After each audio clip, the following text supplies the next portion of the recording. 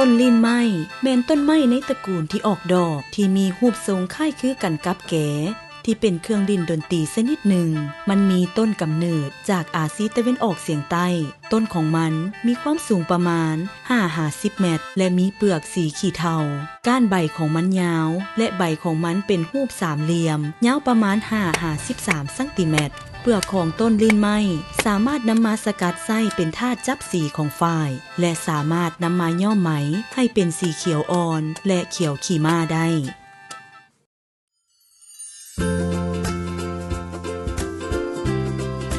ก่อนการเริ่มต้นการย้อมสร้างย้อมสีควรกะเกี่ยมวัตถุดิบและอุปกรณ์ที่จำเป็นเสียก่อนสูตรสำหรับย้อมไหม1 กิโลต้องการดังนี้ 1. น้ำด่างธาตุเหล็ก30 มิลลิลิตร 2. เส้นไหม1 กิโล 3. เปลือกลิ้นไม้5 กิโลและนอกนั้นยังต้องการน้ำสะอาด50 ลิตรสำหรับการต้มสกัดสีเพื่อย้อมไหมต่อ1 กิโลและอีกจำนวนหลายพอสมควรเพื่อใช้ในการกะเกี่ยมและทำความสะอาดเส้นไหม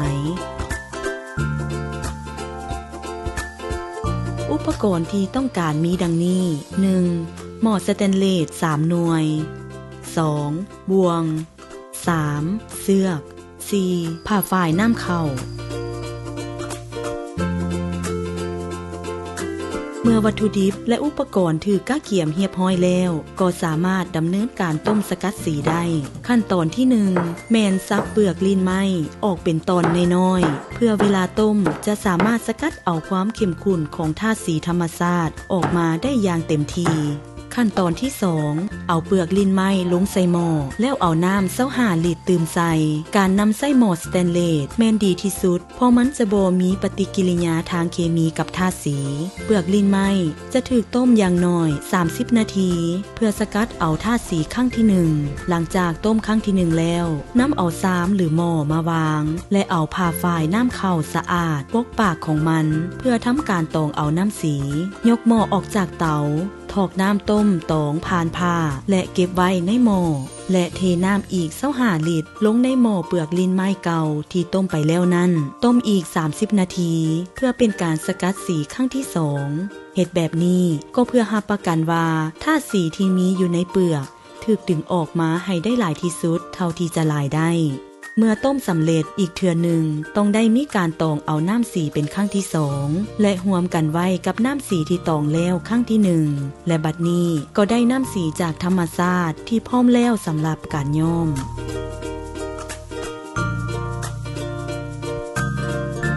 ในขบวนการย้อมขั้นตอนที่ 1สร้างย้อมสีจะเริ่มด้วยการมัดปล่อยไหมด้วยเสือกแบบหลมๆเพื่อให้เส้นไหมสามารถเคลื่อนเหน่งและซึมซับเอาน้ำได้อย่างสะดวกเสือกจะช่วยรักษาตรงของปล่อยไหมบ่ให้ยุ่งหลังจากมัดปล่อยไหมแล้วน้ำมันไปแช่น้ำปะไว้ประมาณ30 นาทีก่อนจะเอาออกมาบีบน้ำออกและทกให้มาดน้ำการแช่เส้นใยก่อนการย้อมแม่นเพื่อทำความสะอาดคราบมันและสิ่งปนเปื้อนอื่นๆซึ่งจะช่วยเฮ็ดให้เส้นใยพร้อมที่จะดูดซึมเอาน้ำย้อมเข้าไปในตัวมันได้ดีขึ้นการย้อมด้วยเปลือกลิ้นไม้แม้นจะต้องได้ใช้วิธีการย้อมฮ้อนซึ่งมันต้องการอุณหภูมิสูงจากการต้มเพื่อช่วยให้เส้นใยสามารถดูดซึมเอาธาตุสีได้ดีกว่าและติดทนนานกว่า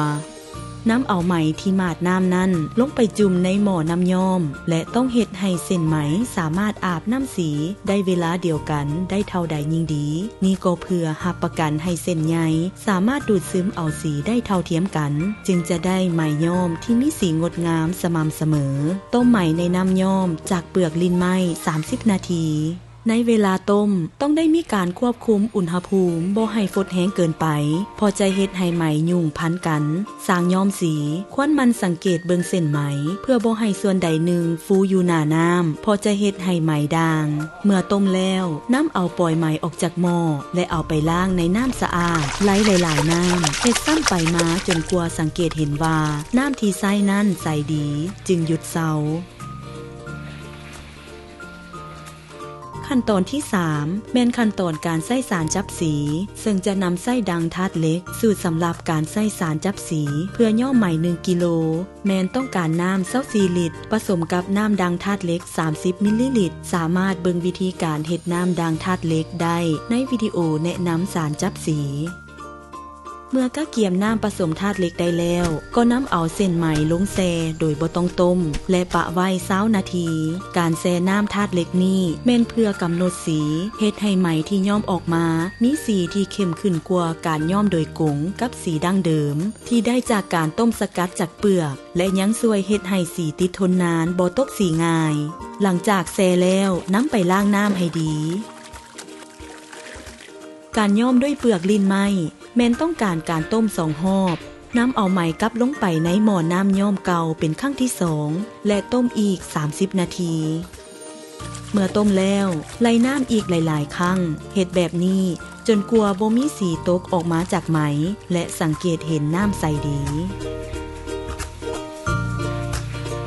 หลังจากไล่ดีแล้วห้อยปล่อยไหมใส่ซาวทกและตากในห่มบอนที่มีลมดวงดี